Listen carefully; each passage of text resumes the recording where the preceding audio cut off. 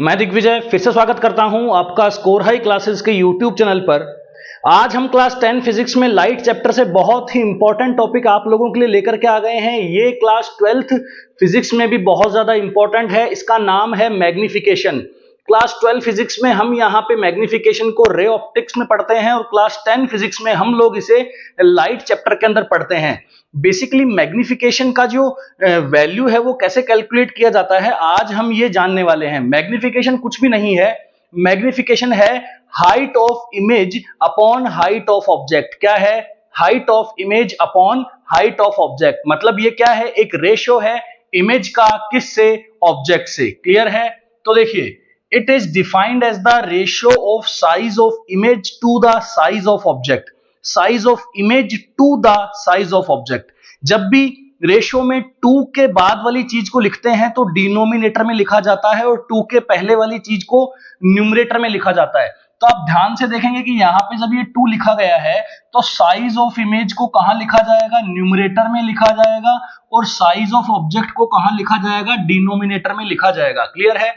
तो यहां से मैग्निफिकेशन की जो वैल्यू आएगी वो HI/HO ही आएगी। HO by HI यहां से मैग्निफिकेशन नहीं काउंट होगा, वो केवल HI/HO ही काउंट होगा। HI का मतलब यहां से क्या है? Height of image. HO का मतलब यहां से क्या है? Height of object. और M का मतलब है मैग्निफिकेशन। देखो, आप लोग समझते हैं कि मैग्निफिकेशन का मतलब क्या होता है। मैग्निफिकेशन से एक वर्ड बनता है मैग्नीफाइंग या मैग्नीफाइड। मैग्नीफाइड का मतलब आप लोगों के दिमाग में हमेशा बड़ी तस्वीर बनती है, जूम करने से बनती है, ऐसा जरूरी नहीं है। मैग्निफिकेशन एक रेशियो है, एक नंबर है, एक यूनिट लेस ऐसा नंबर है। वो हमें ये बताता है कि इमेज अगर छोटी बन रही है तो कितने गुना छोटी बन रही है, और अगर बड़ी बन रही है तो कितने गुना बड़ी बन रही है। क्लियर है? अब हम बात करें अगर स्फेरिकल मिरर के लिए, तो स्फेरिकल मिरर के लिए जो मैग्निफिकेशन होता है वो क्या होता है? -V/U। क्या होता है? -V/U। यहां से V क्या है? इमेज की डिस्टेंस फ्रॉम द पोल। यहां से V क्या है बच्चों? Image distance from the pole. Image distance क्या है? यहां से V इमेज डिस्टेंस कहां से? पोल से। और यहां से जो U है वो क्या है? Object distance. कहां से? पोल से। क्लियर है? पोल से दोनों की डिस्टेंसेस, जो इमेज की डिस्टेंस है वो V होती है, ऑब्जेक्ट की डिस्टेंस U होती है।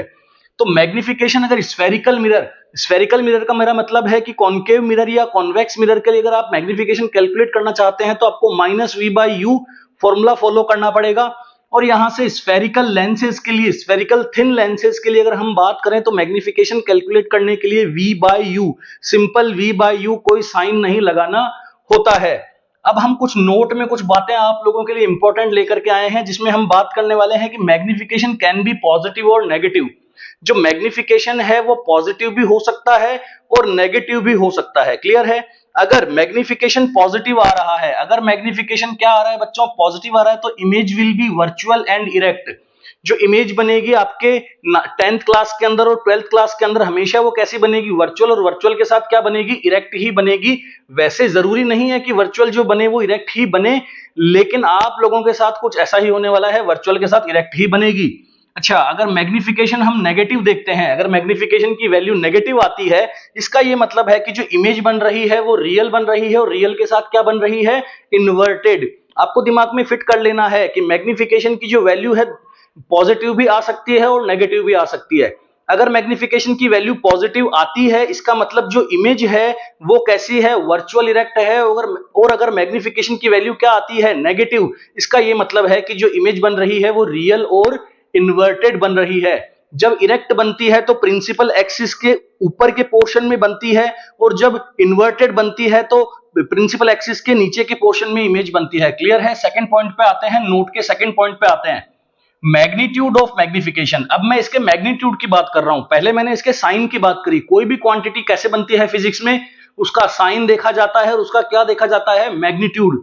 और क्या देखी जाती है? Unit and dimension. लेकिन यहाँ पे यूनिट तो इसकी बनेगी नहीं, क्योंकि ऊपर भी हाइट है और नीचे भी हाइट है। अगर दोनों हाइट मीटर में लेंगे तो मीटर से मीटर कैंसिल आउट हो जाएगा, और अगर दोनों हाइट सेंटीमीटर या फिर मिलीमीटर में लेंगे तो दोनों की दोनों यूनिट्स क्या हो जाएंगी? Cancel out. और जो मैग्निफिकेशन की वैल्यू आएगी ऑलवेज भी यूनिटलेस। तो हम ये समझते हैं कि मैग्निफिकेशन अब यूनिटलेस, एक डिजिट आ रही है, एक नंबर आ रहा है, तो बस नंबर को देखना है। साइन तो देख चुके हैं, अब किसको देखना है? नंबर को, कि नंबर अगर 1 के बड़ा है 1 के बराबर है या 1 से क्या है छोटा।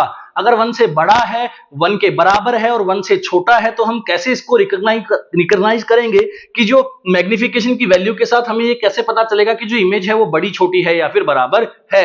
अगर मैग्निफिकेशन की वैल्यू 1 से ज्यादा आने लगे, अगर मैग्निफिकेशन की वैल्यू 1 से ज्यादा आने लगे, इसका मतलब आप समझ जाना कि जो हाइट ऑफ इमेज है वो क्या है, हाइट ऑफ ऑब्जेक्ट से क्या है, बड़ी है। जो हाइट ऑफ इमेज है वो हाइट ऑफ ऑब्जेक्ट से क्या है, बड़ी। और अगर मैग्निफिकेशन की वैल्यू लेस देन 1 आने लगे, मैग्निफिकेशन की वैल्यू लेस देन 1 आने लगे तो आप समझ जाना कि जो HI है वो क्या है, HO से छोटा है। दोबारा बताता हूं, देखो HI बाई HO है, अगर HI क्या है, बड़ा, HO क्या है, छोटा। देखो अगर HI बड़ा होगा, मान लो आपने HI ले लिया 7 सेंटीमीटर और आपको मान लो HO गिवन है यहां से 4 सेंटीमीटर, क्लियर है। तो आप ध्यान से देखेंगे कि जो सेंटीमीटर से सेंटीमीटर कैंसिल आउट हो जाएगा, लेकिन 7 तो ऊपर है और 4 नीचे है। अब देखो 7 बड़ा है, अब जैसे ही 4 का डिवाइड 7 में लगाओगे आपको 4 1 जा 4 तो आना ही पड़ेगा, 1 तो लिखना ही पड़ेगा। अब क्या लगाओगे, यहां से 3 आएगा और यहां क्या लगाओगे, डेसिमल, यहां क्या आ जाएगा 0। तो 4 7 जा 28, क्या 1.7 1 से बड़ा नहीं है? जी बिल्कुल। तो आप समझदार हैं कि HI अगर HO से बड़ा होगा तो मैग्निफिकेशन 1 से बड़ा आएगा, और अगर HI HO से छोटा होगा, HI जो ऊपर की चीज लिखी गई है वो अगर छोटी होगी। एक एग्जांपल के तौर पे देखते हैं, यहां से 2/4। अब देखो मैंने जो HI है वो HO के कंपैरिजन में क्या कर दिया है, कम, और HO क्या कंपैरिजन में क्या कर दिया है, ज्यादा। तो आप देखेंगे यहां से 1/2 वैल्यू कितनी आई, 0.5। ध्यान से देखो 0.5 क्या है भैया, मैग्निफिकेशन की जो वैल्यू आ रही है 1 से क्या आ रही है, छोटी। अब हम बात करते हैं इक्वल की। जब मैग्निफिकेशन 1 होगा इसका मतलब जो HI है वो HO के क्या हो जाएगा, यहां से इक्वल हो जाएगा। अब एक क्वेश्चन की बात करते हैं, a concave mirror produces 4 times magnified image.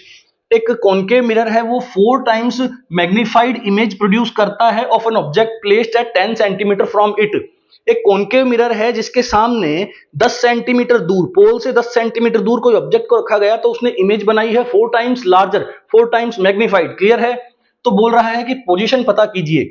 अब आप लोग जानते हैं कि मैग्निफिकेशन क्या आ चुका है, यहां से 4 आ चुका है, तो मैग्निफिकेशन की वैल्यू क्या पुट कर दी हमने, 4, क्लियर है। अब हम यहां से क्या पुट कर सकते हैं, -4 भी पुट कर सकते हैं और प्लस का 4 भी पुट कर सकते हैं। अगर हम यहां से प्लस का 4 पुट करते हैं तो -v/u के इक्वल प्लस का 4 करेंगे तो -v एज इट इज रह जाएगा। u क्या है, u तो हमेशा ही क्या होता है, माइनस साइन कन्वेंशन का वीडियो अपलोड कर रखा है 10th क्लास की प्लेलिस्ट में, आपको मिल जाएगा साइन कन्वेंशन, वहां से मैंने पूरा साइन का सिस्टम समझा दिया था। अब देखो यहां से u माइनस में होता है तो माइनस से माइनस कैंसिल आउट, v कितना आ गया 40, मतलब v कितना आ गया प्लस का 40।